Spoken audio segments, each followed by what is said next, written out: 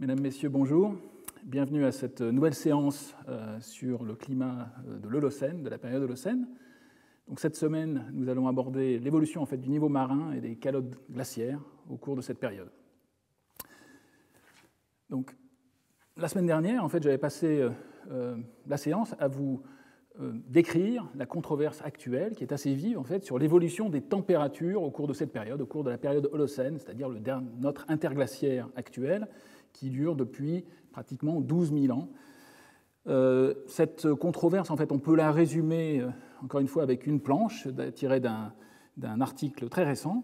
par Bova et al. Dans Nature, qui résume un petit peu l'affaire avec, d'une part, des compilations de températures au cours du temps qui, lorsqu'on les prend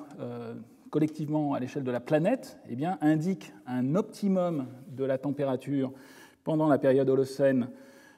précoce, entre 8000 et 6000 ans avant le présent. Et c'est ce maximum de température, cet optimum Holocène, eh bien, il est en conflit direct avec les simulations des modèles qui, pratiquement toutes, indiquent un climat ou une anomalie de température pendant cette période Holocène qui indique une croissance de la température à l'échelle mondiale et non pas un optimum pour la période d'il y a 8000 à 6000 ans avant le présent. Donc sur cette planche sont résumés en fait les différents ingrédients de cette controverse actuelle. D'une part, les compilations de données avec les températures brutes, indiquées en rouge, des simulations de modèles. Ces simulations de modèles, en fait, elles tiennent compte de ce que l'on connaît des différents forçages climatiques pendant la période de l'Holocène, en particulier les gaz à effet de serre, qui constituent des forçages à l'échelle mondiale. C'est la courbe bleue ici, forçage radiatif lié au gaz carbonique, au méthane et au protoxyde d'azote. Somme toute, pendant cette période Holocène, les fluctuations exprimées en watts par mètre carré ne sont pas très importantes pour ces forçages liés au gaz à effet de serre. Il y a d'autres phénomènes en particulier qui ne sont pas représentés sur ce diagramme, mais qui sont pris en compte en fait, dans les modélisations, qui sont les variations en fait, de l'insolation qui sont liées, qui sont variables en fonction des latitudes, en fonction des zones géographiques, en fonction des saisons, et qui sont liées aux fluctuations en fait, de l'orbite terrestre dans le cadre de ce qu'on appelle la théorie astronomique des paléoclimats. Donc ces forçages régionaux et saisonniers sont pris en compte dans la modélisation, et il faut aussi tenir compte, ces modélisations tiennent compte aussi des conditions aux limites du calcul, enfin, des contraintes, en particulier le fait que, pratiquement au début de l'Holocène, il y avait encore des calottes de glace résiduelles situées sur les continents, en particulier le Canada avec la calotte laurentide, la Scandinavie avec la calotte, une énorme calotte phénoscandienne, et c'est ce climat, en fait, c'est en fait ce qui a conduit le fait que le climat à l'échelle mondiale était plutôt plus froid au début de l'Holocène. Une façon de résumer en fait, les choses, même si le calcul tient compte en fait, régionalement de ces différentes calottes de glace résiduelles qui existaient pendant la première moitié de l'Holocène, donc de 12 000 à pratiquement 6 000 ans avant maintenant, une façon de résumer l'affaire, ce qui est résumé en fait, sur cette planche, eh bien, c'est de représenter le niveau de la mer général sous forme d'une courbe qui montre en fait que pratiquement pour toute la première moitié de la période Holocène, entre 12 000 et 6 000 ans avant le présent, nous allons y revenir, le niveau de la mer était bien plus bas que pour la période actuelle, ce qui signifie que sur les continents, il y avait d'énormes calottes de glace encore résiduelles qui n'avaient pas disparu de cette période glaciaire. Alors, on voit ici une courbe qui résume un petit peu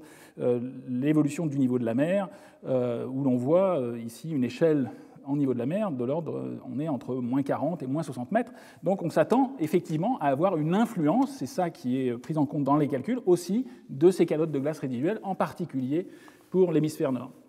Donc il est intéressant, il est important, dans le cadre de cette controverse et de l'étude du climat de l'Holocène, de considérer les connaissances sur ces reconstitutions des calottes de glace pendant la période glaciaire et la première moitié en fait, de la période Holocène. Donc, une façon. Ici, vous avez une vue qui résume un petit peu la disposition des calottes de glace pendant le maximum glaciaire d'il y a à peu près 20 000 ans avant le présent. et la situation actuelle pour l'hémisphère nord. Encore une fois, ce sont des connaissances qui sont relativement anciennes. Il s'agit d'une carte qui est assez esthétique, donc j'aime bien la montrer, mais qui résume un petit peu l'extension et le volume des calottes de glace de la glaciation, de la dernière grande glaciation, avec en particulier au niveau du Canada une calotte qui faisait à peu près 4 km d'épaisseur, la calotte Laurentide. Sur la Scandinavie et une partie plus au nord sur la Finlande, la calotte phénoscandienne, une calotte aussi qui avait une extension jusque pour les îles britanniques, comme nous le verrons. Le Groenland était plus gros que l'actuel. De l'autre côté de la Terre, si l'on représentait l'Antarctique, là, il y avait aussi une augmentation de la taille de l'Antarctique pendant cette période glaciaire. Et ce qu'il faut avoir à l'esprit, c'est qu'en fait, le début de la période Holocène, il y a à peu près 12 000 ans avant le présent, ne correspond pas à une disparition instantanée de ces calottes de glace pendant pratiquement la moitié, comme nous allons le voir, la moitié de la période Holocène. Eh bien, il y avait encore présence de calottes de glace résiduelles qui ont une influence, encore une fois, sur le niveau de la mer, mais aussi sur le climat de la Terre, comme ce qui a pu être simulé avec les modélisations tridimensionnelles par les modèles de circulation générale que nous avons commentés la semaine dernière. Donc, pour une façon d'étudier l'extension de ces calottes et leur volume, eh bien, c'est de regarder directement au cours du temps, d'essayer de reconstituer au cours du temps, pour la période Holocène, le niveau marin. Et pour ce faire, nous avons besoin d'indicateurs. Nous utilisons des indicateurs, des marqueurs, qui permettent des archives géologiques au sens large du terme, qui nous permettent de reconstituer les évolutions du niveau marin pendant la période Holocène en particulier. Ces marqueurs biologiques, ici j'en représente quelques-uns, nous utilisons en particulier des coraux fossiles.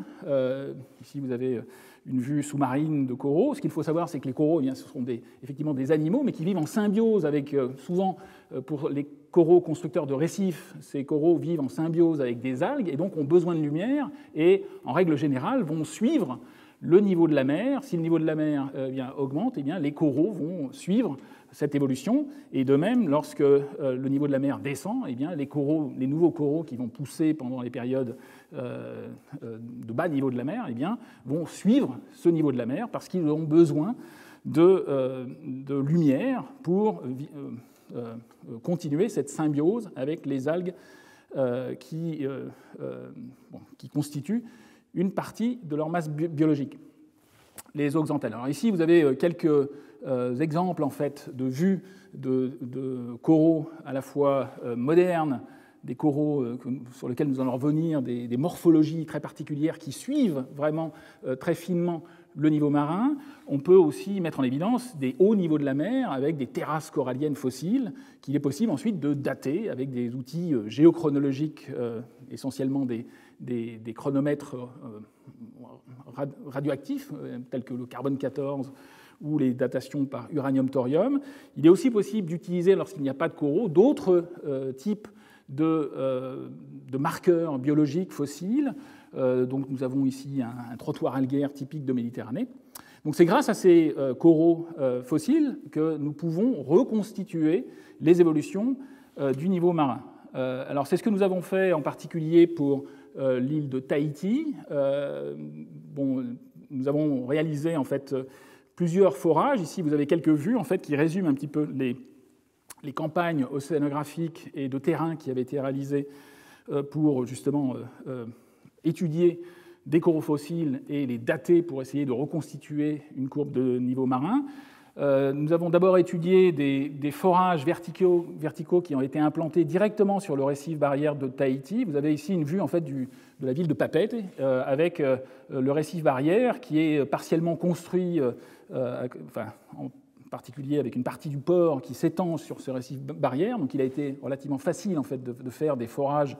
qui ont été implantés comme je vous le présente. Et ces campagnes en fait, de forage dans le récif barrière de Tahiti ont été suivies par une expédition au large avec un bateau de forage qui est représenté ici. Et grâce à une collection en fait, de carottages qui ont été réalisés à la fois sur le récif barrière et au large de Tahiti, à la fois au niveau de la région de Papeete, mais aussi au sud de l'île et dans différentes zones, il a été possible en fait, de reconstituer une courbe de niveau marin au cours des derniers 20 000 ans, ou 16 000 ans sur ce diagramme, qui montre en fait une évolution très importante du niveau de la mer. Le niveau de la mer pendant la glaciation était de plus de 120 mètres plus bas par rapport au niveau actuel. C'est ce que nous voyons sur ce diagramme, qui représente en fait les niveaux marins post-glaciaires à Tahiti, réalisés, étudiés et datés à partir de ces coraux fossiles, trouvés dans des carottages, à la fois sur le récif barrière, ce sont les symboles verts et bleus, et au large, avec les symboles, les points qui sont représentés ici en rouge. Donc on a un diagramme qui représente l'évolution du niveau marin depuis 16 000 ans, avec des niveaux qui sont très bas, plus de 100 mètres plus bas que l'actuel, ce qui signifie que les calottes de glace étaient très importantes sur les continents, et une évolution. Les chiffres qui vous sont présentés ici représentent les évolutions, les pentes en fait, de remontée du niveau de la mer exprimées en millimètres par an. Et ce qu'il faut voir, c'est que pendant une grande partie de cette déglaciation, eh bien, on a une évolution qui est de l'ordre de pratiquement 1 cm par an, 10 mm par an, ce qui est d'ailleurs 3 fois supérieur à l'évolution actuelle, moderne, liée au réchauffement mondial actuel, qui est de l'ordre d'un peu plus de 3 mm par an. Donc une remontée post-glaciaire qui est très importante. La grande barre jaune verticale qui est représentée ici représente le début de l'Holocène, 11 600 ans avant le présent, comme nous l'avons vu l'année dernière et la semaine dernière. Donc nous voyons très clairement que le niveau de la mer était très bas. Finalement, au début de l'Holocène, on était pratiquement à un peu plus de la moitié de cette déglaciation, mais on voit que pendant pratiquement la moitié de l'Holocène, eh bien, on a encore une remontée importante, ce qui signifie que les calottes de glace résiduelles existaient sur les continents, en particulier la calotte laurentide et la calotte phénoscandienne, et avec une évolution de l'ordre de pratiquement 10 mm par an pendant la première moitié de l'Holocène, pour voir ensuite une stabilisation de ce niveau marin vers 6 000 ans avant le présent, avec des taux de remontée qui sont ici inférieurs à 1 mm par an. Alors, ce qui va être important ensuite, c'est de regarder les détails de ces évolutions, mais on voit dès le départ qu'en faisant des études sur les récifs coralliens dans le Pacifique, en particulier pour Tahiti, toutes ces données ont été confirmées par d'autres forages, par d'autres groupes, en particulier des groupes récents qui ont travaillé sur les récifs de la Grande Barrière de Corail. Nous avons aussi réalisé d'autres études dans les Caraïbes. Et donc, toutes ces études confirment le fait que pendant la première moitié de l'Holocène, il y avait encore présence de grandes calottes de glace qui expliquent ce bas niveau de la mer, de pratiquement, ici on est à entre 50 et 60 mètres en dessous du niveau actuel pour le début de l'Holocène. Alors, nous allons regarder un petit peu d'autres types de courbes à l'échelle de la planète pour voir si ces données se confirment. Il est possible aussi de faire le même type d'études, comme je vous l'ai dit, avec d'autres organismes. Lorsque l'on se tourne vers la Méditerranée, il n'y a pas de récifs coralliens à proprement parler construits comme nous pouvons les observer et les étudier et les échantillonner par forage dans les îles du Pacifique. Dans ce cas-là, il est possible en fait, d'étudier d'autres archives, en particulier ce que l'on appelle des trottoirs algaires. Ici, vous avez une photo sous-marine typique de Méditerranée où l'on voit un biotope particulier qui s'appelle le coralligène. Et pratiquement à la surface, il y a des algues encroûtantes qui vont former du calcaire. Ici, quelques vues justement de ces algues particulières. Ces algues particulières, elles vont former un espèce de trottoir algaire qui est vraiment au ras de l'eau, comme le représente cette coupe schématique. Il est donc des édifices construits qui sont de l'ordre de quelques dizaines de centimètres et qui sont formés finalement de calcaire que l'on peut retrouver à l'état fossile. Et lorsqu'il y a évolution du niveau marin, eh bien on va pouvoir dater les archives anciennes pour placer des points sur une courbe de niveau marin local correspondant à la zone géographique où sont récupérés, où sont échantillonnés en profondeur ces différents organismes. Donc, voici un exemple d'utilisation de ces trottoirs algaires au niveau de du sud de la France, au niveau de la zone entre La Ciotat et Port-Cros. Vous avez donc les collègues ont échantillonné sous l'eau des trottoirs algaires fossiles et ont pu les dater et donc reconstituer une courbe de niveau marin apparent, local, au moins pour les derniers 5000 ans, avec des points qui indiquent que le niveau de la mer a évolué dans le temps, pratiquement pendant toute cette période, de 5000 ans avant le présent jusqu'à l'actuel. Le niveau de la mer a augmenté et n'a jamais été en particulier plus haut que le niveau actuel, on le voit très clairement. Ici, vers 5000 ans avant le présent, on est à un peu plus de 1,50 m, donc une évolution qui est tout à fait caractéristique. Alors, il est possible de poursuivre dans le temps avec d'autres archives, d'autres types d'indicateurs, cette courbe de niveau marin au niveau de la zone sud de la France. C'est ce que nous avons fait avec d'autres collègues, mais il est un des points importants de ces études est de montrer que pratiquement pendant toute la période holocène, le niveau de la mer était plus bas que l'actuel. À aucun moment, en tout cas sur la zone sud de la Méditerranée, le niveau de la mer a atteint le niveau actuel. Une des preuves, je dirais, les plus éloquentes est fournie par les peintures préhistoriques de la grotte Cosquer. Ici, vous avez une coupe en fait schématique de cette grotte Cosquer qui actuellement est partiellement inondée. Les hommes du Paléolithique ont peint, donc pendant la glaciation, ont peint cette grotte. Il était possible pendant la glaciation, comme le niveau de la mer était à plus de 100 mètres inférieur au niveau actuel, eh bien, il était possible d'aller à pied sec dans cette grotte. Et les populations, enfin les hommes du Paléolithique ont peint, en particulier des chevaux ou des grands pingouins atlantiques, et d'autres représentations encore. Et ce qu'il est possible de voir, c'est qu'à l'heure actuelle, en particulier les chevaux, sont vraiment très proches du niveau marin actuel. Sur cette photo, on voit la partie noire là, qui est à ce niveau-là, est en fait constituée de l'eau de la Méditerranée actuelle, qui est pratiquement au niveau des pattes des chevaux. En fait, une partie des pattes de certains chevaux ont été effacées par le niveau marin actuel, qui a évolué, comme on l'a vu depuis 5000 ans, avec une croissance, une montée continue du niveau de la mer. Et c'est aussi une des preuves, cette grotte Cosquer, ces peintures de la grotte Cosquer constituent une des preuves que le niveau de la mer n'a jamais été très supérieur à l'actuel, sinon les chevaux auraient été complètement effacés. Ici, vous avez à peu près 1 mètre, donc il est clair que si le niveau de la mer était passé au début de l'Holocène par un optimum, eh bien, on aurait dû avoir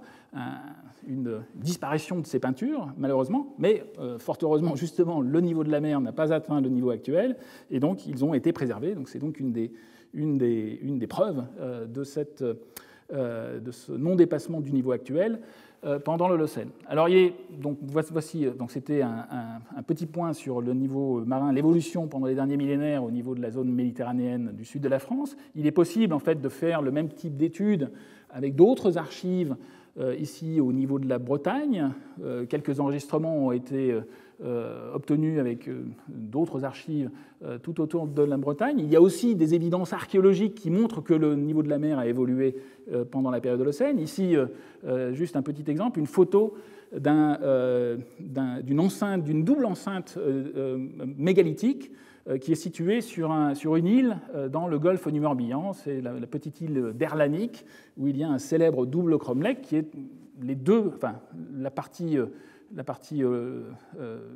une grande partie en fait de cette double enceinte est actuellement submergée et illustre bien que depuis le néolithique, il y a eu une montée du niveau de la mer. Donc ce sont des évidences archéologiques, mais les géologues vont utiliser d'autres types d'archives pour reconstituer quantitativement une évolution du niveau marin à partir notamment de sédiments. Ici, vous avez un des points, un des sites d'études qui a été utilisé pour le Finistère, en baie de Tressény. Vous avez l'implantation de différents forages qui ont été réalisés par les géologues, et grâce à des études fines de la géologie de ces carottages, il est possible de matérialiser, d'identifier le contact entre les sédiments continentaux et les sédiments marins qui signalent justement le fait qu'il y a eu transgression. Et en datant cette interface, il est possible de reconstituer, grâce à ces différents carottages, la transgression post-glaciaire pour la période Holocène. Alors c'est ce qui a été fait pour ce site de la baie de Trécénie et pour d'autres encore tout autour de la Bretagne pour reconstituer un enregistrement moyen du niveau marin en Bretagne depuis pratiquement le début de l'Holocène. Ici on va jusqu'à 9000 ans avant le présent. Donc toujours à partir de la gauche, l'évolution du temps avec la petite flèche rouge, qui vous montre les différentes datations sur différents types d'archives dans ces carottages, avec une évolution, une montée du niveau de la mer progressive pendant les derniers 8000 ans, 9000 ans. Ici, on est à des profondeurs par rapport au niveau actuel, le zéro actuel, qui sont de l'ordre de pratiquement moins 20 mètres à 9000 ans, avec une évolution. Et dans ce cas-là encore, on voit très nettement qu'à aucun moment pendant la période Holocène, le niveau marin était supérieur au niveau actuel, ce qui confirme encore une fois le fait qu'il y avait d'énormes calottes de glace sur les continents. Alors on va voir qu'il est possible de faire ce type d'études dans de nombreuses régions. Encore une fois, une autre étude, là encore plus récente, d'un enregistrement du niveau marin pour la zone de l'estuaire du Rhin et de la Meuse. Donc, ce sont des collègues hollandais qui ont réalisé ces études à partir de différentes archives, de différents carottages prélevés à la fois sur le continent et en mer. L'implantation des forages est indiquée sur cette carte. Et grâce à ces différents forages et à la datation de l'évidence de la transgression avec le contact entre les sédiments continentaux et les sédiments marins, il est possible de reconstituer en fonction du temps, ici avec une échelle de temps exprimée en milliers d'années avant le présent, ici pour toute la période Holocène, depuis 12 000 ans avant le présent jusqu'à la période actuelle, on a une remontée très progressive du niveau marin jusqu'au niveau actuel. Ici, on part vers 12 000, 11 000 ans avant le présent, à des cotes de l'ordre de moins 30 jusqu'à moins 35 mètres par rapport au niveau actuel, et on voit une progression très régulière de l'évolution du niveau marin pour cette zone du Rhin et de la Meuse, de l'estuaire du Rhin et de la Meuse, avec, encore une fois, cette caractéristique sur le fait que pendant toute la période Holocène, le niveau marin était beaucoup plus bas que l'actuel. On a une progression et une évolution du niveau marin pendant toute la période. Alors ce type d'étude a été répliqué dans différentes zones, et il est possible, en fait, en comparant les évolutions du niveau marin pour ces différentes zones, de calculer, de comparer et de calculer des gradients, des taux de remontée en fonction du temps, pour essayer de les cartographier et détecter des différences. Parce qu'en fait, une des caractéristiques de ces différentes courbes de remontée du niveau marin, qui sont bien datées avec les mêmes outils et sur les mêmes types d'archives, il est possible en fait de détecter certaines caractéristiques régionales, notamment le fait que la remontée post-glaciaire du niveau marin n'est pas équivalente dans les différentes zones géographiques, même à l'échelle d'une zone qui est relativement limitée, comme la zone qui est représentée ici sur cette carte, qui va depuis le sud de la péninsule ibérique jusqu'à la Manche, jusqu'au nord de la France. Pour toute cette zone, il est possible de voir des différences entre les remontées du niveau marin post-glaciaire, en particulier pendant la période Holocène, et de cartographier des changements. Alors, c'est ce qui a été fait pour différentes périodes. Ici, vous avez une cartographie pour la période entre 7000 et 6000 ans avant le présent, du taux de remontée exprimé en millimètres par an, avec des gradients qui sont tout à fait caractéristiques, qui sont systématiques, avec notamment des maxima du taux de remontée exprimé en millimètres par an, situés ici dans la zone de la mer du Nord, nord de la France, et des zones avec des taux de remontée qui sont bien inférieurs. Donc on voit que les taux de remontée sont différents suivant la zone géographique, et surtout qu'il y a des différences systématiques qui sont d'ordre régional. Donc on s'attend à avoir une certaine complexité en fait, dans cette remontée du niveau marin post-glaciaire, pour des périodes qui sont finalement assez tardives. 7000, 6000 ans avant le présent, il n'y avait pratiquement plus de calottes résiduelles sur le Canada et sur la Scandinavie. En tout cas, c'est ce que nous indiquent d'autres évidences, en particulier les moraines glaciaires périphériques de ces différentes calottes. Alors, il est intéressant de s'éloigner encore plus de la zone de l'Atlantique Nord. On va aller maintenant jusque dans le Pacifique. Et pour le Pacifique, il est possible, encore une fois, là, d'utiliser les coraux, comme nous l'avions fait pour reconstituer la grande courbe de niveau marin depuis le maximum glaciaire jusqu'à la période actuelle pour Tahiti. Et assez souvent, il est intéressant pour la période Holocène d'utiliser des morphologies particulières des coraux qui poussent sous la forme de ce que l'on appelle des micro-atolls. Ces micro-atolls, en fait, sont des archives un peu particulières qui nous permettent des morphologies particulières des colonies coralliennes, qui nous permettent d'avoir une information assez précise, très précise en fait, sur l'évolution du niveau de la mer, parce que ces morphologies particulières suivent vraiment très finement le niveau marin. Alors ici, vous avez quelques photos en fait, qui représentent des micro-atolls typiques du Pacifique. Ici, une morphologie particulière qui montre en fait que ces colonies sont limitées dans leur pousse verticale par le niveau marin. Elles sont obligées de pousser horizontalement. Et donc, quand on les trouve à l'état fossile, eh bien, on peut avoir une précision quasiment centimétrique ou au moins décimétrique sur le niveau de la mer. Il est même possible, en fait, pour des micro-atolls récents, d'étudier des fluctuations très récentes en fait, du niveau marin. C'est ce qui est indiqué ici. Vous avez ici une coupe d'un micro-atoll venant des îles du Pacifique, où il est possible de compter des cernes annuelles et de reconstituer à sa surface des changements du niveau marin. Ces changements du niveau marin ici ne sont que de l'ordre de quelques centimètres et sont en fait liés au phénomène El Niño. Encore une fois, c'est une illustration du fait que cette morphologie particulière de coraux nous permet de reconstituer le niveau de la mer de façon très précise au point de vue quantitatif sur la bathymétrie. Donc d'autres exemples à Mayotte, un autre exemple du Pacifique. Encore une fois, le principe de base est que en fait, ces colonies coralliennes qui forment des micro-atolls, tout à fait au départ,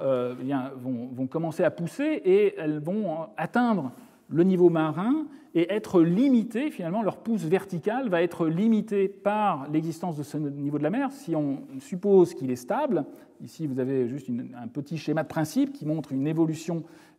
justement qui est nul du niveau de la mer, un niveau de la mer qui va être stable. Dans ce cas-là, eh bien, la colonie juvénile va croître et atteindre le niveau stable et ensuite être obligée de pousser horizontalement, donc en utilisant, en retrouvant des fossiles de ces micro-atolls, il va être possible, en les datant, d'avoir une information très précise sur le niveau de la mer. Il est même possible, dans certains cas, de pouvoir mettre en évidence directement dans la même colonie corallienne de micro-atolls des évolutions du niveau de la mer. Si le niveau de la mer augmente en particulier, eh bien, c'est quelque chose qui va pouvoir se voir, se lire directement en faisant des coupes à l'intérieur de ces colonies fossiles. Il est aussi possible de matérialiser une baisse du niveau marin, ce qui est indiqué ici. Dans ce cas-là, lorsqu'il y a baisse du niveau de la mer pendant la croissance de cette colonie corallienne, eh bien, on va avoir un étagement et des marches en escalier de ces pousses de coraux successifs qui vont nous indiquer une évolution du niveau de la mer pendant la vie de la colonie. Mais en tout cas, en tout état de cause, lorsqu'on retrouve ces colonies de microfossiles, de micro-atolls à l'état fossile, ce sont des indicateurs très précis du niveau marin et ces morphologies, ces fossiles de micro-atolls sont très utilisés pour reconstituer le niveau de la mer pour la période Holocène. Alors ici, quelques exemples quelques photos prises par des collègues de mon laboratoire au CEREJ à Aix-en-Provence, où nous étudions justement les micro-atolls, en particulier en Polynésie. Ici, vous avez un micro-atoll actuel qui, encore une fois, est tout à fait typique, avec une zone nécrosée qui correspond au fait que le corail ne peut pas pousser verticalement au-delà du niveau actuel, et une pousse qui va être centripète horizontale. Donc la colonie va augmenter en taille uniquement en poussant horizontalement si le niveau de la mer est stable. Et sur les autres photos, vous sont présentées des photos de microfossiles, de microatolls fossiles de l'Holocène pour différentes îles. Ici, Maupiti, Fakarava, une colonie qui justement a enregistré une évolution du niveau de la mer pendant sa croissance. On voit très nettement des marches en escalier qui signalent le fait que le niveau de la mer a évolué et descendu pendant la pousse du corail. Un autre micro-atoll fossile, Holocène, provenant de Bora Bora. Donc on voit tout à fait typiquement les bourrelets qui sont liés justement à ce taux de pousse centripète de cette morphologie particulière de récifs coralliens.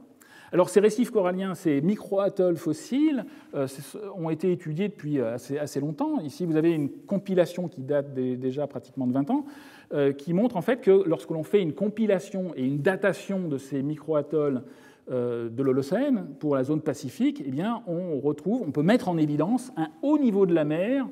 au-dessus du niveau actuel pour la période mi-Holocène. Ici, vous avez un diagramme qui représente une compilation avec différentes îles qui sont représentées ici, des datations qui ont été réalisées sur ces micro-atolls qui présentent tous une bathymétrie positive, c'est-à-dire qu'ils sont situés au-dessus du niveau actuel, jusqu'à quelquefois 1,50 m au-dessus, voire 2 mètres au-dessus du niveau actuel. Donc une compilation qui date encore une fois, mais qui a été confirmée par la suite. On voit très nettement un haut niveau de la mer, mi-Holocène, entre 8000 ans et 6000 ans avant le présent. Alors ce sont des choses qui ont été étudiées dans d'autres zones, dans d'autres îles. Ici, vous avez des diagrammes en fait, plus récents qui ont été réalisés notamment par des collègues du laboratoire, ici tirés d'un travail très récent, des données sur les micro-atolls. Alors ici, l'échelle de temps de ce diagramme évolue de droite à gauche. On a les milliers d'années pour la période entre 7000 ans et l'actuel. Ce que l'on peut voir, et encore une fois ici, les cotes en fait, sont positives, sont au-dessus du niveau marin actuel. Donc il est possible d'échantillonner, d'observer ces micro-atolls à pied sec. Ils sont au-dessus du niveau actuel. Ce qu'il faut voir, c'est qu'en fait, le niveau de la mer a effectivement augmenté pour atteindre un maximum vers,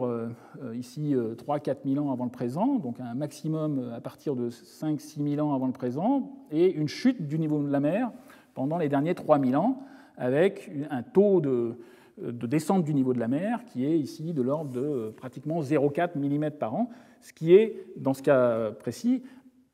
très inférieure à la hausse actuelle qui est de l'ordre de 3 mm par an,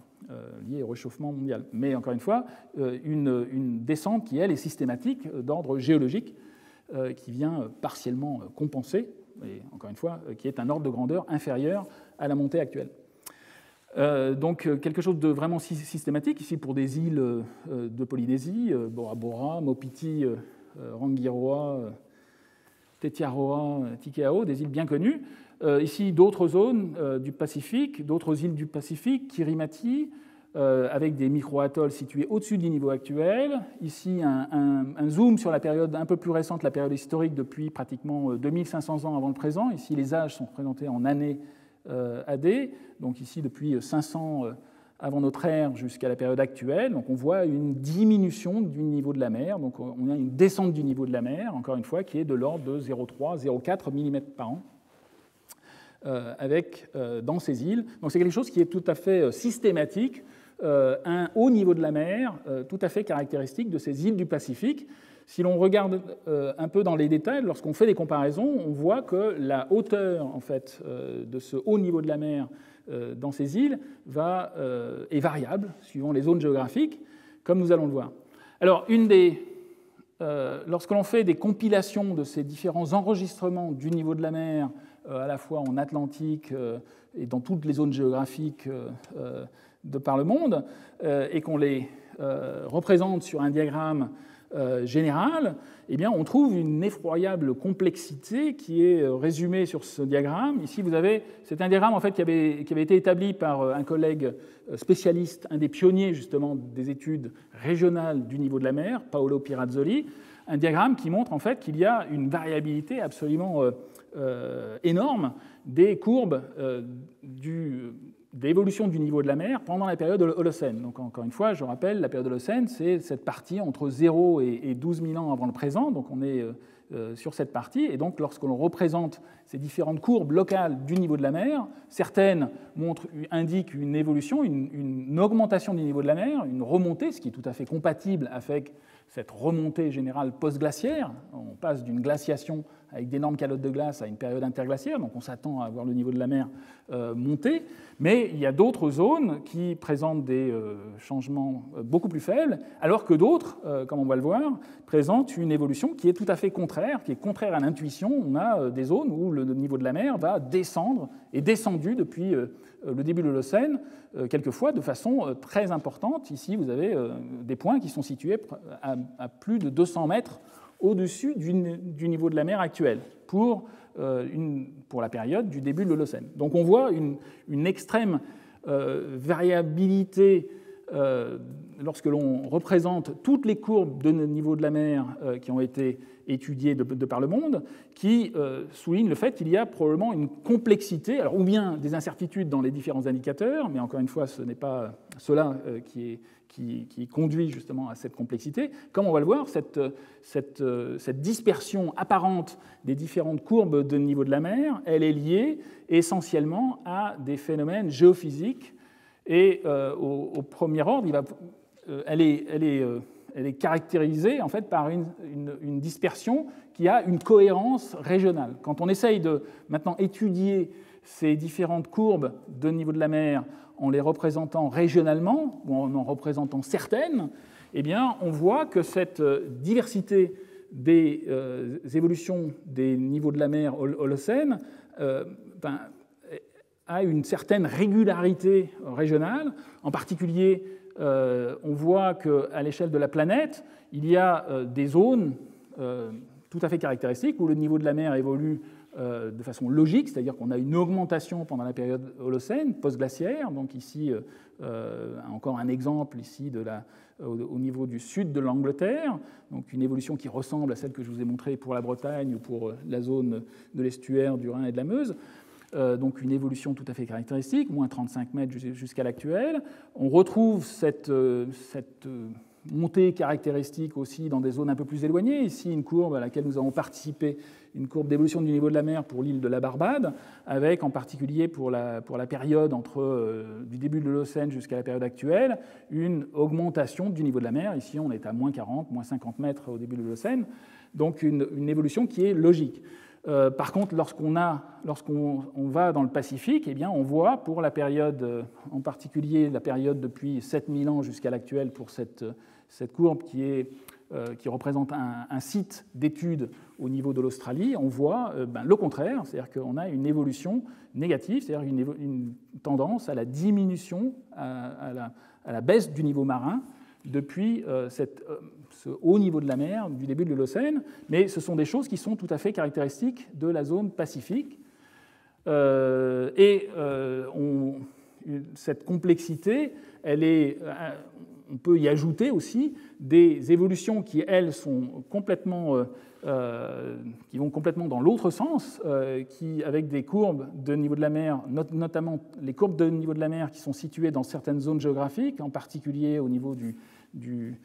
Canada, au niveau de la Scandinavie. On voit des évolutions du niveau de la mer, avec un niveau de la mer qui baisse pendant toute la période de l'Holocène. Ici, un exemple tout à fait typique de la baie d'Hudson au Canada, où on a des niveaux marins au début de l'Holocène, ici à 10 000 ans, qui sont de l'ordre de 300 mètres plus haut que le niveau actuel, pour descendre pendant toute cette période. Et on voit des choses à peu près similaires pour la Suède, ici, avec une évolution qui va aller dans l'autre sens. Et ces courbes qui vont effectivement dans l'autre sens, elles sont concentrées dans des zones géographiques bien particulières, et donc cette dispersion apparente qui était tout à fait caractéristique dans le graphique précédent, qui montrait une compilation de tous les enregistrements, eh bien, elle va être comprise justement en regardant régionalement ces différents enregistrements pour comprendre en fait la cohérence qui est liée, encore une fois, à des phénomènes géophysiques, en particulier un phénomène qui a eu lieu pendant toute la période de la déglaciation, incluant même la période actuelle, comme nous allons voir, qui est le fait que la Terre se remet en forme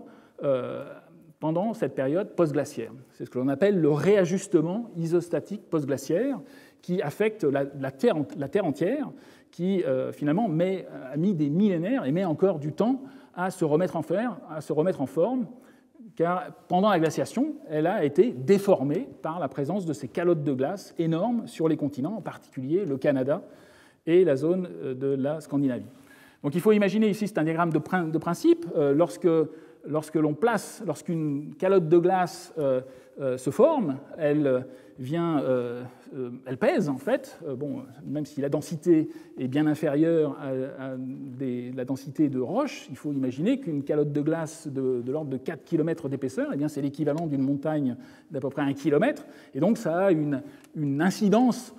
sur la croûte terrestre, ça a tendance à déformer, à peser, et donc à déformer cette croûte terrestre, c'est ce qui est symbolisé sur ce diagramme imagé, avec une calotte de glace qui va créer une dépression, et tout autour de cette calotte de glace, à une très grande échelle, ça peut atteindre aussi la partie océanique, il y a formation d'un bourrelet périphérique. Donc vous voyez ici des petites flèches qui symbolisent le mouvement de la croûte terrestre, qui est lié justement à cette présence d'une calotte de glace, symbolisée, vue en coupe bien évidemment, avec une dépression au centre et des bourrelets périphériques qui vont être caractérisés par une surrection pendant la glaciation. Et donc ces déformations vont être accompagnées aussi de mouvements à la fois de tension au niveau de la lithosphère, mais aussi de mouvements visqueux beaucoup plus en profondeur dans le manteau terrestre, des mouvements qui ont une composante aussi horizontale, comme cela vous est signalé sur ce diagramme. Lorsque cette calotte de glace disparaît pendant la période de la déglaciation, eh bien, la fonte de la calotte de glace peut être rapide, mais la remise en forme de la Terre, en fait, est beaucoup plus lente, en particulier car à cause de la viscosité qui est très faible, qui est très grande, en fait, du manteau terrestre. Et donc, on a finalement un diagramme qui est représenté ici. On a, après disparition de cette calotte de glace, une remise en forme qui va prendre des millénaires à cause justement de cette viscosité du manteau, avec une surrection, un uplift en anglais, une surrection qui va être très lente, qui va durer bien après la disparition de la calotte de glace. Et d'autre part, la zone du bourrelet périphérique va, elle, subir des mouvements qui vont être des mouvements verticaux qui vont être inverses, qui vont être caractérisés par une subsidence pour, à l'équilibre, compenser et remettre en forme cette surface terrestre comme elle l'était avant la croissance de la calotte de glace. Et bien évidemment, pendant cette période de rebond, ce qu'on appelle le rebond isostatique post-glaciaire, eh bien, le manteau va être caractérisé lentement par des mouvements horizontaux pour venir remettre de la masse finalement de roches sous ces zones qui étaient englacées. Alors ce taux de surrection, il est tout à fait caractéristique et ce sont des choses qui peuvent être étudiées et qui, encore actuellement, parce que cette remise en forme de la Terre après la glaciation est un phénomène qui se poursuit encore aujourd'hui et qui peut être étudié avec des mesures très précises. Ici, vous avez une cartographie, c'est ce qui est résumé sur ces deux cartographies, pour les zones qui étaient situées sous la calotte laurentide et sous la calotte phénoscandienne. Vous avez une remontée actuelle du continent que l'on peut mesurer avec des mesures actuelles par GPS. Ici, vous avez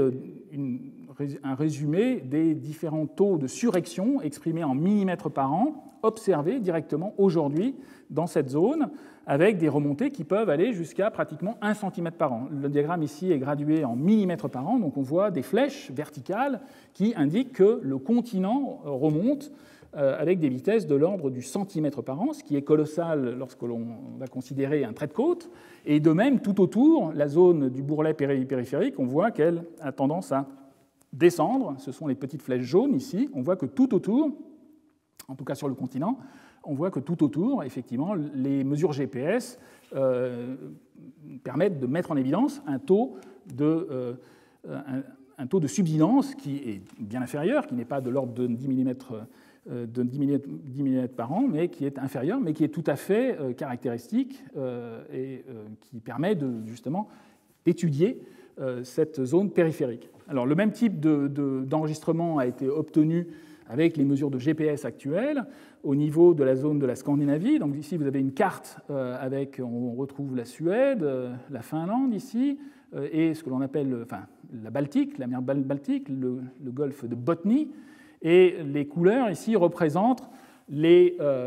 taux de surrection exprimés en millimètres par an. On voit très clairement la signature en fait, de la présence, donc le fantôme, on va dire, de cette calotte de glace scandinave qui était centrée effectivement sur ce golfe de Botnie, donc avec des remontées qui vont au-delà, dans certaines zones, au-delà de 10 mm par an, 1 cm par an.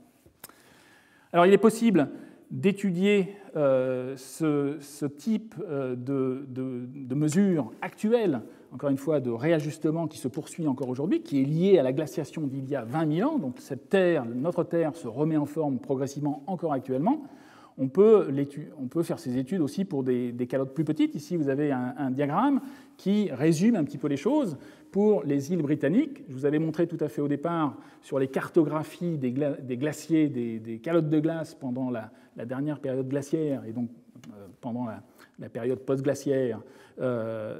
qui présentait une calotte au niveau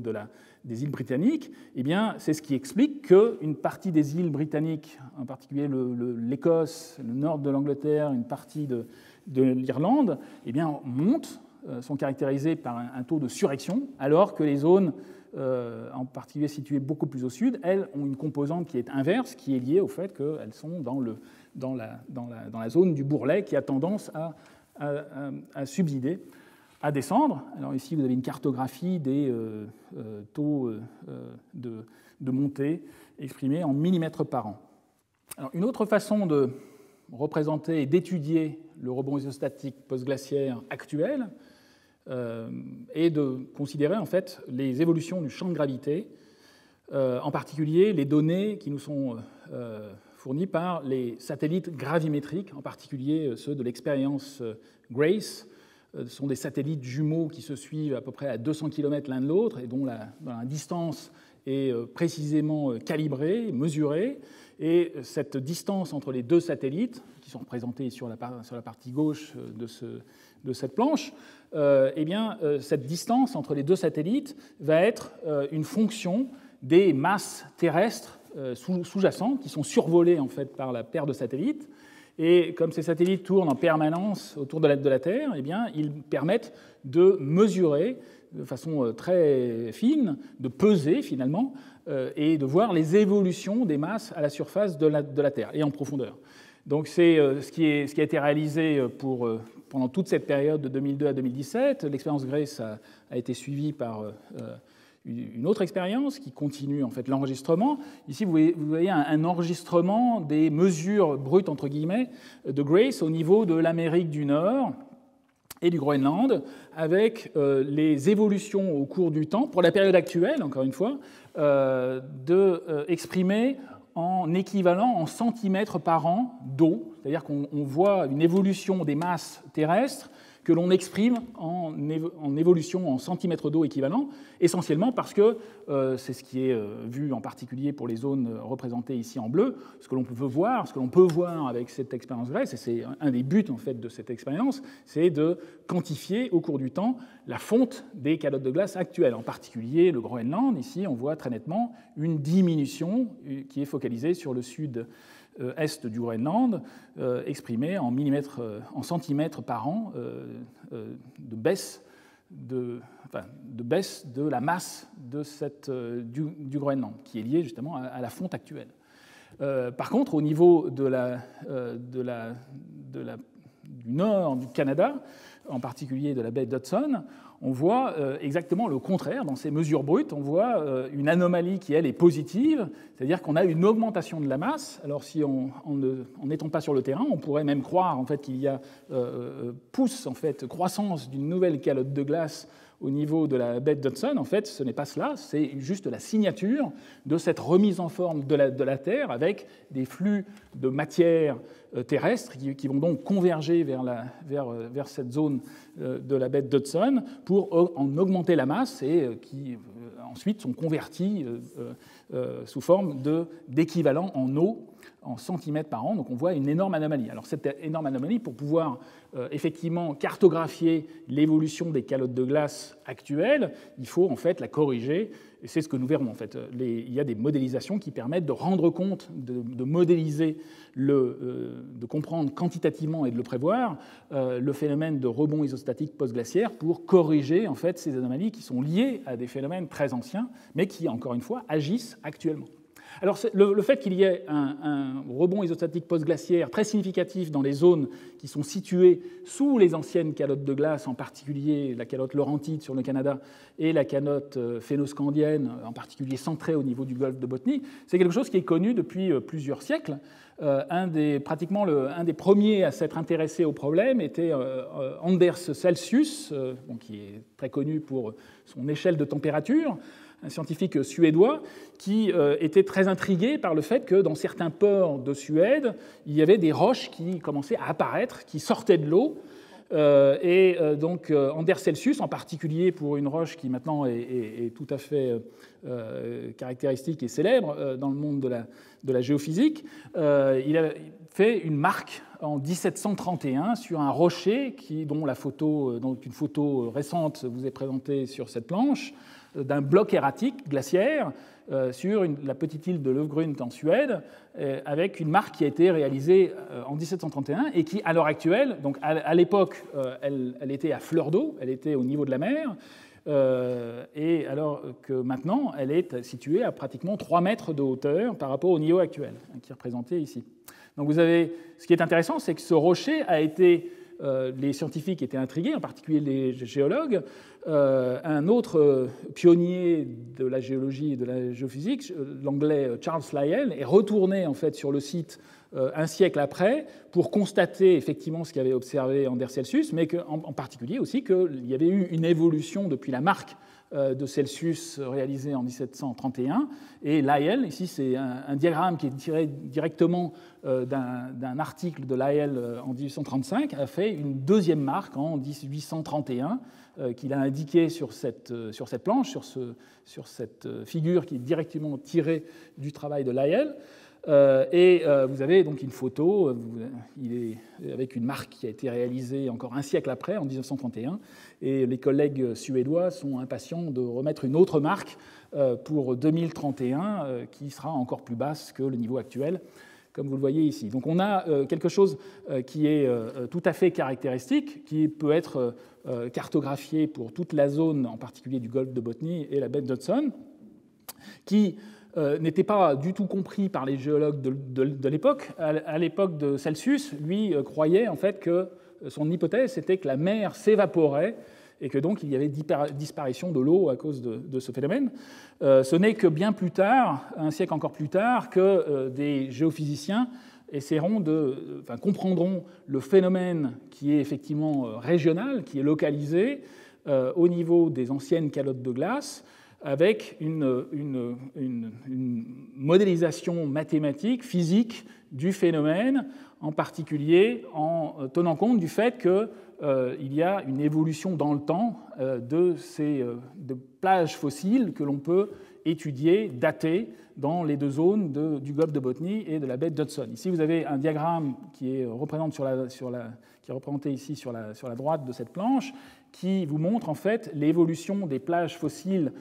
au niveau de la baie d'Hudson, avec des plages qui évoluent de pratiquement 200 mètres vers 7000 ans à 8000 ans avant maintenant pour atteindre le niveau actuel. Encore une fois, le niveau de la mer apparent descend, mais c'est en fait tout le continent qui remonte. Alors, ce phénomène, il a été modélisé physiquement par en particulier un chercheur américain, Haskell, qui a démontré que dans ces zones, eh bien, on peut montrer qu'avec une géométrie de calotte de glace hémisphérique, on peut montrer que la dépression qui était située sous la calotte de glace, l'amplitude de cette dépression, exprimée par le symbole W ici, suivait une loi exponentielle au cours du temps, en tenant compte de la physique, justement, de cette remise en forme et de la rhéologie des roches, en particulier de la viscosité du manteau terrestre. Donc avec une géométrie très très simple de calotte de glace hémisphérique et avec une symétrie de révolution, il a pu montrer en fait que la loi de relaxation était en fait une exponentielle que l'on peut retrouver à partir des données, à la fois des données localisées ou étudiées en Scandinavie et dans la baie d'Hudson. Donc vous avez cette loi exponentielle en fonction du temps et d'un coefficient tau qui est en fait un temps de relaxation qui est de l'ordre de 3000 ans. Le temps de relaxation en fait, dépend à la fois de la géométrie de la calotte, de son diamètre en particulier, et de la viscosité. C'est d'ailleurs une des premières techniques qui a permis de calculer, de quantifier la viscosité en fait, du manteau terrestre à l'époque. Donc, alors, à l'heure actuelle, bien évidemment, comme nous le verrons, les modèles ont beaucoup évolué. On est capable de prendre en compte la réalité et les gradients tridimensionnels de la rhéologie et la morphologie pratiquement exacte des calottes de glace. Ce n'était pas le cas à l'époque, mais encore une fois, dans ces zones, les choses se simplifient avec des taux de descente du niveau de la mer tout à fait caractéristiques qui suivent une loi quasi exponentielle. Alors, dans ces zones, tout autour de ces zones où il y avait les calottes de glace, comme je vous l'ai dit, en périphérie, il y avait une zone de bourrelet périphérique qui était caractérisée par une surrection pendant la glaciation, pendant la formation de la calotte de glace qui avait tendance à créer une dépression et donc une zone périphérique en surrection tout autour. Eh bien, après disparition de la calotte de glace, cette zone périphérique qui va très loin, qui va jusque dans la zone océanique, eh bien, elle a tendance à descendre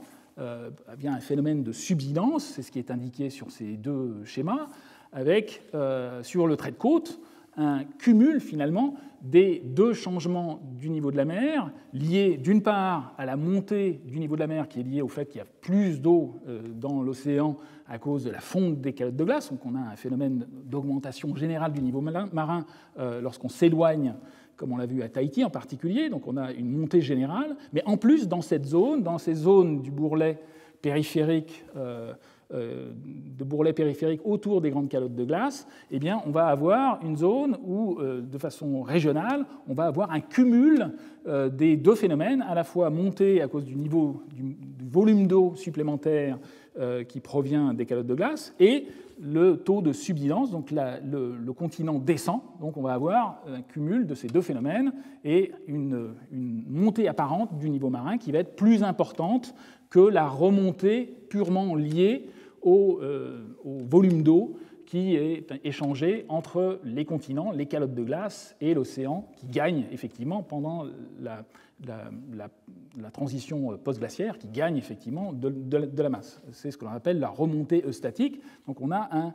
un cumul dans ces zones du bourrelet périphérique. Alors, c'est en fait ce qui explique, c'est le cas en particulier pour les zones que nous avons considérées, par exemple la Bretagne ou la zone de mer du Nord que nous avons considérée. On voit une augmentation très nette, en particulier pour la zone de la mer du Nord, qui est complètement liée justement à ce cumul dans la zone de bourrelet périphérique tout autour de ces calottes de glace. Alors, on pourrait le voir aussi au niveau des côtes américaines. Par contre, ce n'est pas ça qui va bien évidemment expliquer les hauts niveaux de la mer Holocène que nous voyons dans le Pacifique. Et ces hauts niveaux de la mer, en fait, ils s'expliquent essentiellement par aussi des phénomènes géophysiques qui sont, encore une fois, liés à ce réajustement isostatique post-glaciaire, à cette remise en forme terrestre que l'on va essayer de comprendre, au moins qualitativement, et qui peuvent être quantifiés par modélisation géophysique. En fait, très loin des calottes de glace, en particulier dans le Pacifique, donc très éloigné par rapport à la Laurentide et à la calotte phénoscandienne, eh bien, le niveau de la mer il va être affecté, en particulier sur une côte d'une île, par, d'une part, la montée eustatique, essentiellement liée à la fonte des glaces. C'est ce qui est symbolisé en fait, sur ce diagramme schématique, qui montre au cours du temps, ici vous avez une petite courbe très schématique qui représente le phénomène en deux temps. En fait, la première période correspond à la fonte des glaces et donc à une montée du niveau de la mer entre le point A et le point B au cours du temps, donc sur le trait de côte ici qui est représenté pour une île avec d'une part la lithosphère et le manteau ici. Donc vous avez une évolution du niveau de la mer qui est liée à la fonte et à ce flux d'eau vers l'océan, donc entre le point A et le point B. Et entre ces deux moments, en fait, il faut imaginer une colonne d'eau qui est importante, de l'ordre d'une centaine de mètres, ce qui représente la densité finalement d'une trentaine de mètres de basalte. Et donc cette masse d'eau, elle a un poids, un certain poids, et elle a tendance à peser sur le fond de l'océan et à pousser finalement littéralement le fond de l'océan. Et si l'île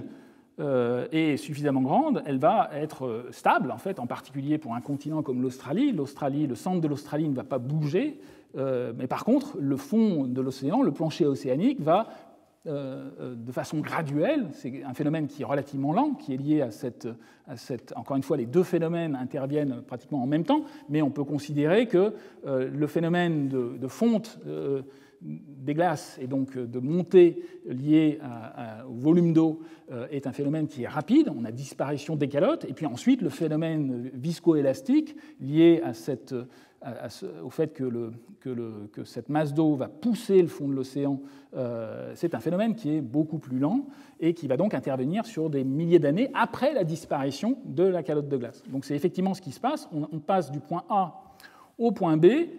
et ensuite un phénomène qui va intervenir pendant les millénaires qui vont suivre, avec un plancher océanique qui va descendre, et qui va descendre en particulier là où il y a en plein océan, et donc sur le trait de côte, on va passer du point B au point C. Donc c'est ça qui explique en grande partie les hauts niveaux de la mer de l'Holocène, ce qui est appelé donc, le Holocene Ice Stand sur ce diagramme, un petit haut niveau de la mer de l'ordre de 1 mètre ou 2 mètres pour des îles, en particulier pour des îles même très grandes comme l'Australie, qui, encore une fois, ne bouge pas en son centre, à cause de ce phénomène de remise en forme océanique. Alors, il y a plusieurs autres phénomènes qui viennent se cumuler, qui viennent amplifier ce petit haut niveau de la mer qui est lié à l'Holocène, et qui sont qui ne sont pas uniquement localisés dans le Pacifique à proximité de la zone géographique autour de l'île en question, mais qui intéressent finalement la Terre dans sa globalité et qu'on peut, en particulier pour un mécanisme, résumer sur ces deux diagrammes. C'est en fait ce qui est appelé un effet de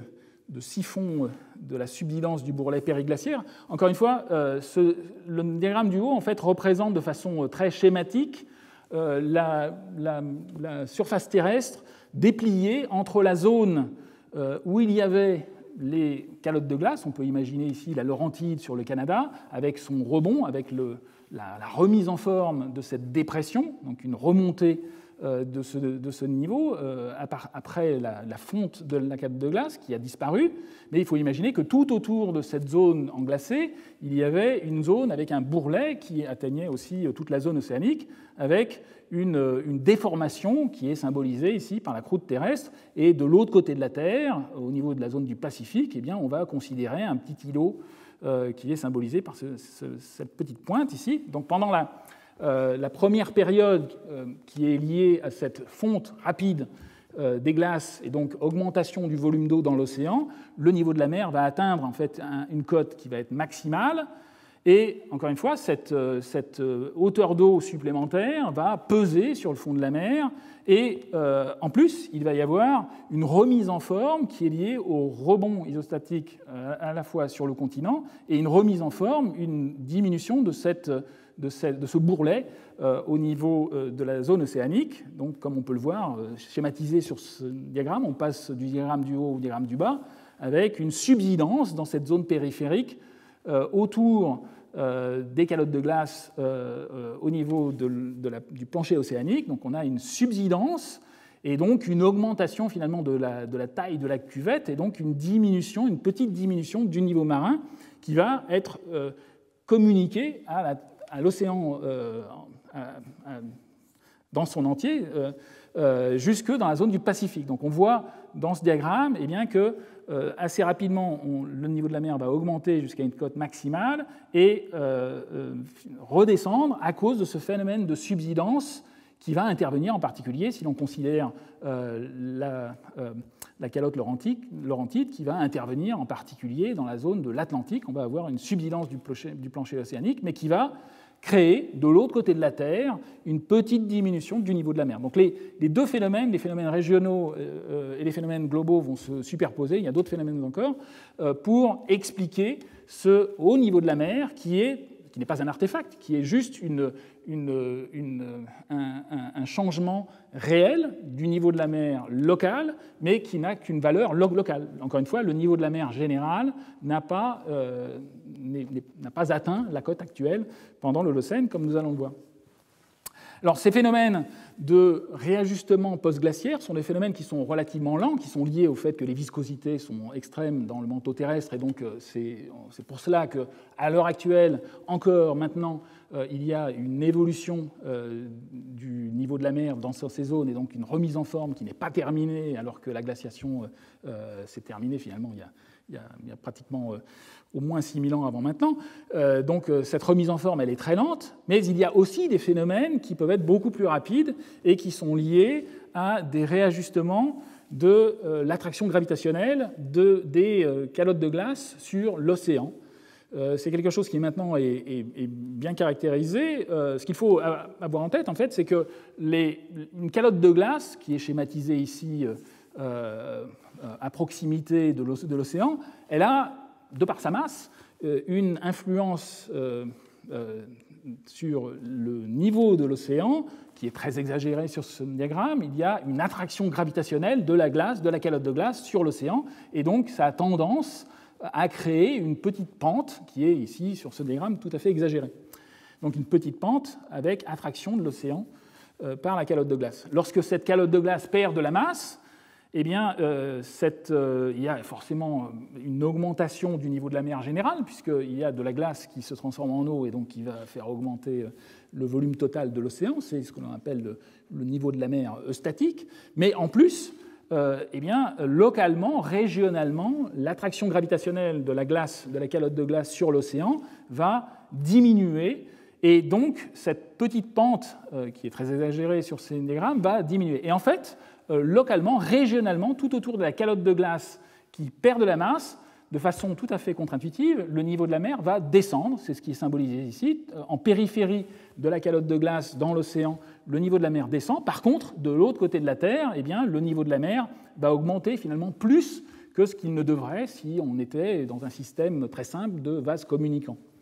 Alors, ce sont des phénomènes qui peuvent être étudiés à la fois dans le passé et sur les niveaux actuels. On peut aussi les modéliser. Ici, vous avez une modélisation physique justement du phénomène avec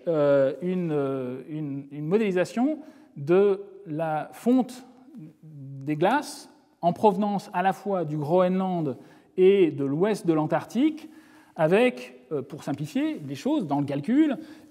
les chercheurs ont supposé qu'il y avait une évolution de l'ordre de 1 mm par an, c'est-à-dire qu'il y avait une fonte des deux calottes de glace de façon équivalente, 0,5 mm par an en provenance du Groenland, 0,5 mm par an en provenance de l'ouest de l'Antarctique.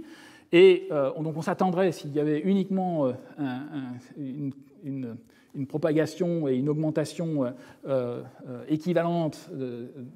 à l'échelle de la planète, on s'attendrait à avoir exactement la même montée partout de l'ordre de 1 mm par an. Et ce que l'on voit, donc qui est représenté finalement par par l'interface entre les couleurs bleues et les couleurs froides et les couleurs chaudes, entre le bleu et le jaune. Mais ce que l'on voit, c'est qu'en fait, en tout cas c'est ce que le calcul montre, eh bien, à cause de cette diminution de l'attraction gravitationnelle du Groenland sur l'océan et de l'Antarctique sur l'océan, eh bien, on a des gradients de la montée du niveau de la mer qui vont être très conséquents. En particulier, il y a une zone périphérique qui est représentée ici en blanc au nord et au sud, où le niveau de la mer va être négatif, alors qu'on a perdu de la masse, de l'ordre de 1 mm par an en moyenne générale. Et on voit que, de façon tout à fait caractéristique, à proximité, mais pour une zone qui est relativement large, à proximité sur des milliers de kilomètres, du Groenland et de la source des glaces provenant de l'Antarctique de l'Ouest, on a une montée du niveau de la mer qui va être bien inférieure au millimètre par an, et de façon bien évidemment attendue, puisqu'il y a en moyenne une montée de 1 mm par an dans le calcul, eh bien d'autres zones, en particulier la zone du centre du Pacifique, va être caractérisée par une augmentation qui va être supérieure. Donc on a des gradients qui sont liés justement à ces changements de l'attraction gravitationnelle. Et si je montre ces variations, c'est juste pour souligner aussi le fait qu'il y a des phénomènes qui peuvent être rapides, parce que ces compensations gravitationnelles ne vont pas attendre, vont s'établir de façon quasi instantanée, en tout cas au point de vue géologique, en contrepoint de ce que l'on a vu pour le rebond isostatique post-glaciaire, qui est lié à la remise en forme, lié justement à la viscoélasticité du manteau. Donc un cumul de nombreux phénomènes qui vont expliquer le fait que les différentes courbes du niveau de la mer régionales vont finalement toutes être différentes. Il n'y a pas une courbe de niveau de la mer sur un trait de côte qui va échantillonner le signal simple eustatique que l'on cherche, qui correspond finalement à l'évolution du volume d'eau lié au transfert de masse depuis les calottes de glace jusqu'à l'océan. Mais il va falloir tenir compte en fait de toutes les courbes locales, régionales, pour essayer de reconstituer cette évolution du niveau de la mer générale. Alors ici, vous avez donc les chercheurs, en particulier, nous avons participé notablement pour certaines zones. De nombreux chercheurs, de nombreux groupes ont reconstitué des évolutions du niveau de la mer pour la période post-glaciaire. Et c'est ce qui est indiqué. Ici, vous avez une compilation des zones géographiques. Chaque point représente une courbe de niveau de la mer établie avec plusieurs archives. Il faut imaginer, par exemple, pour l'île de Tahiti, vous avez de nombreux carottages qui permettent de reconstituer l'évolution du niveau de la mer régionale ou localement dans ces zones. Et comme je vous l'ai montré, il y a une disparité régionale, mais en fait qui est tout à fait cohérente et qui est liée au fait que les masses de glace, eh bien, pour la période post-glaciaire, provenaient essentiellement de la fonte de la calotte laurentide qui était située ici et de la calotte phénoscandienne qui était située sur la Scandinavie. Donc on a accès, avec cette base de données géologique des niveaux marins Holocène, à une information qui va pouvoir être utilisée en combinaison avec des modèles de géophysique qui nous permettent de simuler de façon réaliste le phénomène de réajustement isostatique post-glaciaire. Ici, vous avez une planche en fait, qui résume un petit peu la géométrie de ces modèles. Essentiellement, ces modèles, eh bien, ils représentent de façon cartographique, en 2 dimensions, les surfaces qui étaient couvertes par les calottes de glace. Sont intégrées aussi la rhéologie en fonction de la profondeur. Ici, vous avez une colonne qui part de la surface, la lithosphère au manteau supérieur, au manteau inférieur. Toutes ces couches qui, dans une grande partie des modèles, sont considérées comme concentriques. Vous avez donc ces modèles 2D,5, avec des caractéristiques en fonction de la profondeur, des modules élastiques et visqueux des différentes roches. Et ces modèles, à l'heure actuelle, il y a une nouvelle génération de modèles qui est apparue dans les dernières années qui prennent en compte en fait, les gradients aussi horizontaux de ces paramètres viscoélastiques et d'épaisseur des différentes couches terrestres. Mais en première approximation, en fait, tous ces modèles vont être vont être utilisés en mode essai-erreur, en utilisant les différentes informations, à la fois les niveaux de la mer locaux et l'extension des calottes de glace à différentes périodes, en particulier en considérant les moraines qui peuvent être étudiées sur les continents. Toutes ces informations géologiques vont être intégrées au calcul et pour faire converger le modèle vers une représentation correcte des différentes courbes, en les prenant finalement toutes en considération, et ce qui va donc faire converger le modèle vers une solution parfaite pour la déglaciation générale pendant toute la période post-glaciaire. Il est possible avec ces modèles qui sont à la fois qui représentent donc la géophysique du phénomène de façon cartographique et en fonction de la profondeur dans le manteau terrestre, il est possible aussi de simuler les caractéristiques actuelles du rebond isostatique post-glaciaire. Ici, vous avez tiré des travaux de géophysiciens qui justement ont généré un de ces modèles, une cartographie des prévisions du rebond isostatique actuel. Donc on retrouve encore une fois les zones en rouge qui sont des zones qui remontent avec des taux de déformation de l'ordre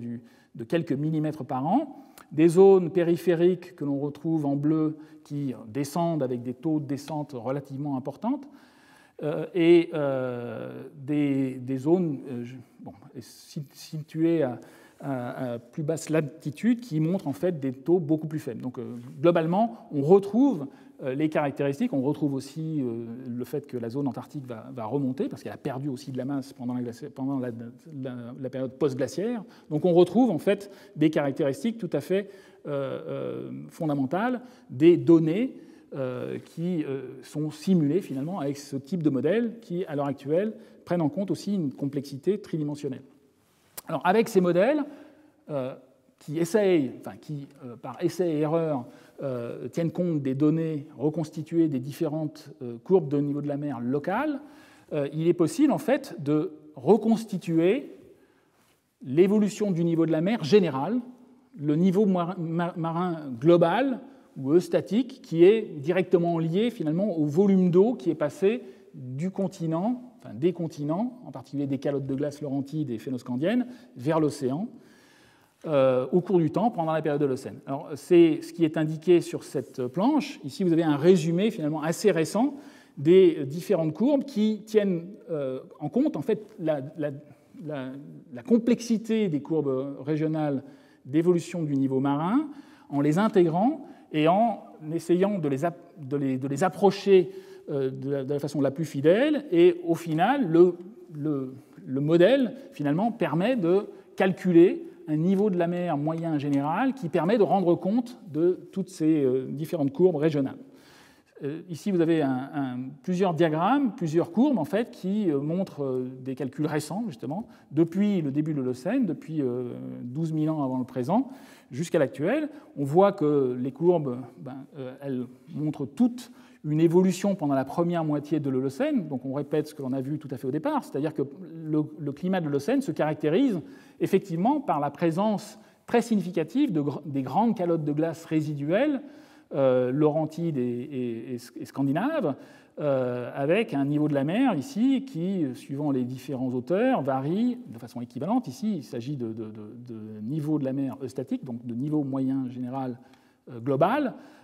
qui varie entre 60 mètres et 50 mètres en dessous de l'actuel, avec une évolution, une augmentation du niveau de la mer, une montée du niveau de la mer général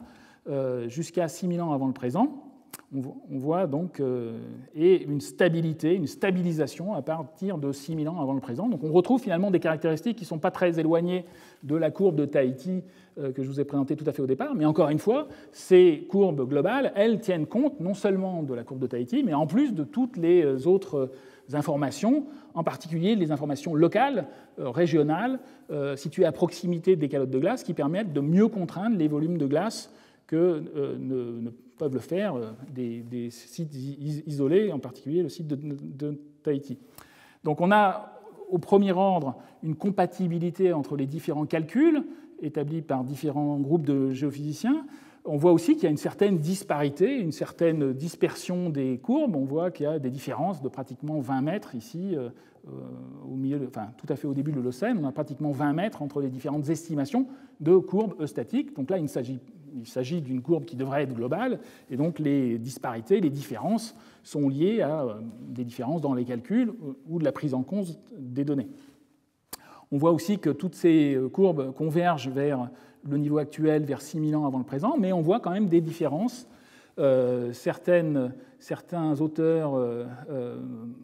suggèrent que le niveau de la mer a été atteint et est ensuite quasi stable depuis 6000 ans avant le présent, alors que d'autres montrent qu'en fait, il faudrait faire un zoom ici sur la partie la plus récente, on voit une certaine évolution de quelques mètres pendant les derniers 6000 ans, ce qui est tout à fait important à prendre en compte pour étudier les calottes de glace. Alors, voici un diagramme justement qui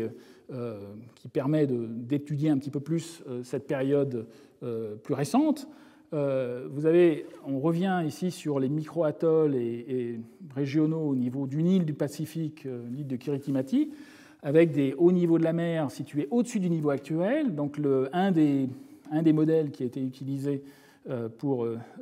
simuler à l'échelle globale cette complexité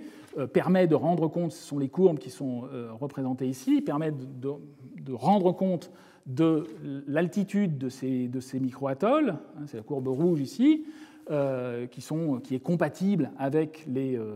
observations locales. Encore une fois, ces observations locales, elles sont au-dessus du niveau de la mer à cause des réajustements, comme je vous l'ai montré auparavant. Mais par contre, dans le calcul, le niveau marin global du modèle qui régionalement simule la courbe de Kiritimati, le niveau global équivalent, est représenté ici par la courbe bleue. Et donc, on voit qu'en fait, pendant toute la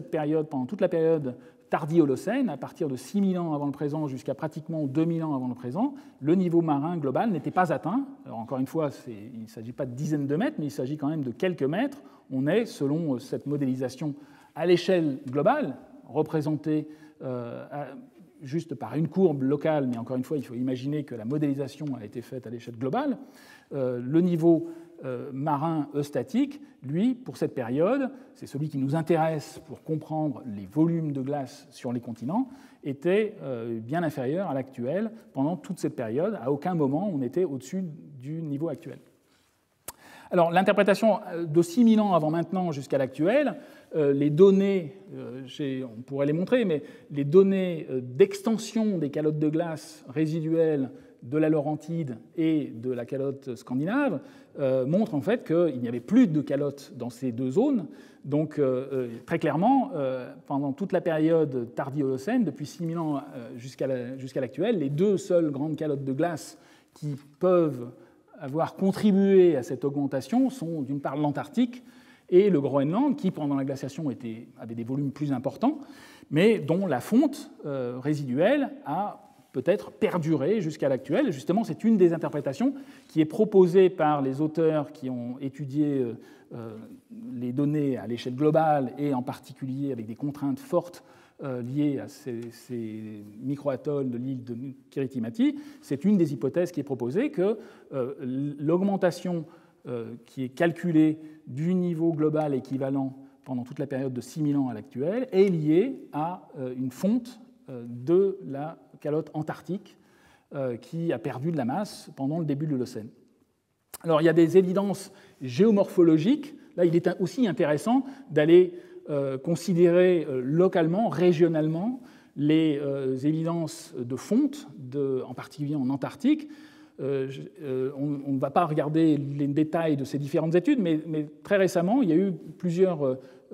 groupes en fait, qui ont mis en évidence effectivement que le début de l'Holocène est caractérisé par une fonte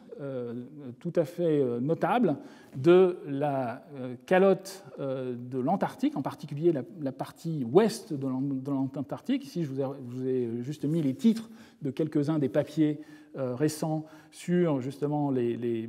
fontes, en particulier dans la zone de la mer de Weddell, avec apparemment une fonte prépondérante au milieu de l'Holocène, d'autres données pour la mer de Ross, située dans une autre zone, une autre étude qui signale qu'il y a même eu une réavance, enfin, une retraite et ensuite une réavance de la calotte antarctique, ouest antarctique pendant l'Holocène. Donc des données géomorphologiques très détaillées qui sont complétées chaque année. Encore une fois, il y a des évidences qui sont publiées pratiquement tous les mois sur une cartographie locale, régionale de ces évolutions en étudiant localement le trait de côte et les données géologiques dans la zone antarctique. Alors, il est aussi, ce qui est apparemment caractéristique, c'est que la partie ouest en fait, de l'Antarctique est assez sensible, a été assez sensible, et le reste encore, en particulier pendant les derniers millénaires. Et c'est l'hypothèse à l'heure actuelle qui a été proposée par les auteurs pour expliquer cette évolution depuis 6000 ans, de quelques mètres apparemment, dans les calculs de reconstitution du niveau de la mer générale. Pourquoi l'Antarctique de l'Ouest ? Eh bien, il faut avoir en tête en fait, que l'Antarctique de l'Ouest est tout à fait caractéristique et en particulier en liaison avec un phénomène très particulier d'instabilité de ces masses de glace qui sont liées au fait que la géométrie du contact entre la calotte antarctique et le substratum géologique est tout à fait particulier. Ici, vous avez une carte de l'Antarctique qui vous présente en fait les zones où le contact entre la calotte antarctique et la roche sont situées,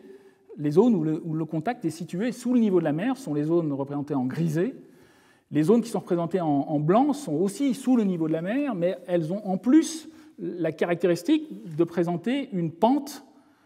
négative, c'est-à-dire que la pente de ce que l'on appelle la ligne d'échouage, qui est représentée ici, vous avez une coupe de la calotte antarctique qui représente ici le niveau de la mer et le contact entre la calotte et la roche sous-jacente. On voit que dans certaines zones, la pente en fait, du substratum va vers le centre de la calotte antarctique. Dans ces zones qui sont localisées à l'heure actuelle, ici c'est une carte actuelle qui cartographie ces différentes zones situées sous le niveau de la mer actuelle, mais en particulier les zones blanches représentent les zones où la pente du substratum est orientée vers le centre de la calotte. Ces zones en fait sont très sensibles à toute pénétration de l'eau de mer à l'interface entre la calotte de glace et le substratum, parce que dès que l'eau va pouvoir s'engouffrer à l'interface, par gravité, cette eau va pouvoir pénétrer et continuer de grignoter, de faire fondre la calotte de glace avec un phénomène d'accélération tout à fait caractéristique. Ce sont des zones qui sont très sensibles et qui sont donc instables, qui ont été instables apparemment pendant l'Holocène. C'est une des interprétations. C'est pour cela en fait, que les chercheurs émettent l'hypothèse que la provenance de ces quelques mètres de variation du niveau de la mer pendant les derniers millénaires proviennent de l'Antarctique de l'Ouest. Il y a des évidences géologiques, mais donc c'est logique de les attendre dans cette zone. Cette cartographie, c'est une cartographie actuelle qui montre qu'en fait, il y a encore des zones qui sont tout à fait instables. Il y a pratiquement 3 mètres d'équivalent eustatique de niveau de la mer, de changement de niveau de la mer, qui sont actuellement stockés dans ces zones instables, qui sont situées dans le substratum, dans l'interface entre la roche et la calotte antarctique, est située sous le niveau de la mer actuelle, mais en plus avec une pente qui est orientées vers le centre de la calotte, donc qui sont sensibles, qui sont instables, qui potentiellement peuvent se décrocher assez rapidement si effectivement l'océan, si l'eau de mer peut s'engouffrer à l'interface, ce qui est symbolisé ici sur ce diagramme tout à fait imagé. Donc on a la ligne d'échouage qui correspond finalement au contact entre la calotte et le substratum.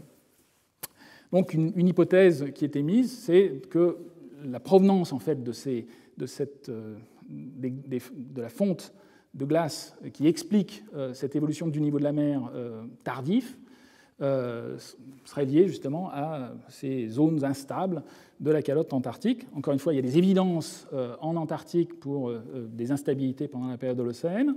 Il est aussi intéressant, il est aussi important de se tourner vers l'autre calotte de glace qui existe, alors qui a une masse qui est beaucoup moins,